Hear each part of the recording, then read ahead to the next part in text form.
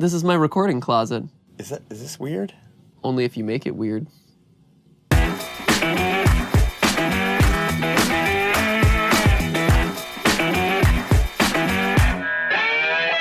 Hey everybody, how's it going? I'm Chase Jarvis, your host for the documentary series Uploaded, where we feature the world's top YouTube creators and find out how they tapped into their passions to build a YouTube channel, a living, and a life that they love. In this episode, we go behind the scenes with MatPat and the creators behind the YouTube channels, the Game Theorists, the Film Theorists, and GTLive.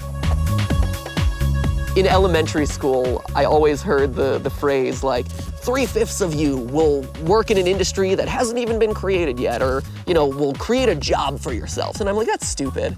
Like, come on, who does that? That is such BS. And then here I am today. So Stephanie and I met in college. We actually, funny enough, met in a video game programming course. And, you know, we've been partners doing a group project ever since, which is pretty incredible. I majored in theater, acting and directing, and then also neuroscience, because you have to have a safety plan. And I'm like, obviously, psychology, neuroscience. Your fallback was neurosurgery. Yeah, neuroscience in general was the fallbacks.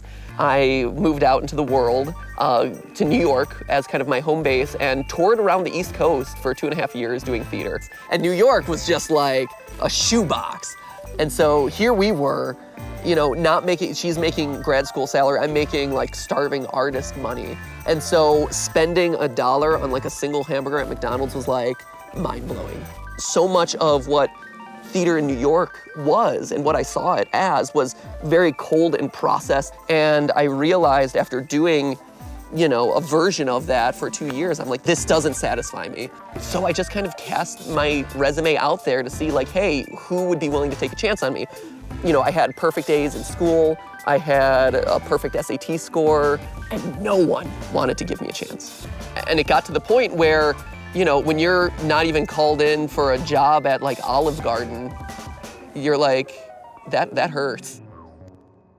I recognized that I needed to create something that they could see, that could prove that I had value in the workplace. And so that's why I started my YouTube channel. I started Game Theory as a portfolio piece. Basically, we are the nerdiest channels on YouTube, I like to say, because we take deep analysis of video games, movies, and TV, and then fuse it with math, science, and history to create these like mind-blowing theories about all your favorite videos. Hello, Internet. Welcome to Game Theory. So you work with your wife. I do. You work with some close friends. Yep. All in a house. Does it ever get nutty? Like, is it crazy? Does it? You feel It's a bit tight. It's a bit tight. You wake up, you walk downstairs, and like your team's already at the breakfast table. What's it Yeah, like? you do live and work in very close proximity. It is hard to sometimes escape. But how about I just show you how a day in the life at Theorist works? All right. Wow. All right, well, nice. here you go. Welcome to Theorist HQ, I love it. AKA our home. This is Stephanie. Hi, I'm Chase. Should we? So we do have some top secret zombie research going on back here. For me, I think one of the biggest turning points of the channel and kind of my mental shift toward the channel was crossing that 100,000 subscriber mark. Because that's 100,000 people. That's a huge number, and YouTube gives you a plaque. I'm like, I get a plaque! And me, literally, I would just record in a closet. Because there's no room or no money to like dedicate to like soundproofing and this and that.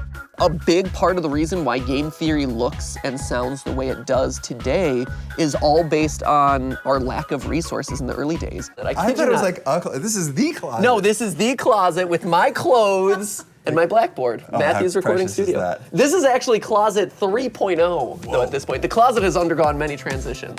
At scale, you start looking at trends in the comments. And that was truly what helped me expand the series from very rudimentary to what it is today. At this point, these people are expecting these videos from me, so I want to do it for them, but I also wanted to do it for myself because finally I had that creative outlet that theater hadn't provided. I had that place where I could control what happened on screen and make the show that I wanted to make. So this is the live stream room. It's intimate. Yeah, intimate. Intimate's the way we like to say it. Now today, it's evolved into 3 channels with like 10 million subscribers and, you know, employs somewhere around like 20 different people all because I couldn't get a job way back when. I met the Pope not too long ago. Again, I make video game videos for a living, and I was selected to meet the Pope. It's crazy. It's crazy. I have bragging rights in my family for life now, by the way, like for life. Like, yeah, you're great at basketball. I met the Pope. I think now is just the wealth of opportunities that are coming our way. We can do larger spectacle things and make a show that I always kind of envisioned doing, which is translating like these fictional worlds into real life to kind of run them through their scientific paces. What's so exciting about the internet is you can always find something new. You can always find something that works for you and where you want to go. You don't have to go the traditional route, and quite honestly, the traditional route is the riskier route. In that massless, faceless internet out there, there are people going through the same things you are. There are people who are passionate about the same things you are. There are people who believe in you, whether or not they even know you. And sometimes that support, that vague, nebulous support out there is all you need to keep going and make your dreams come true.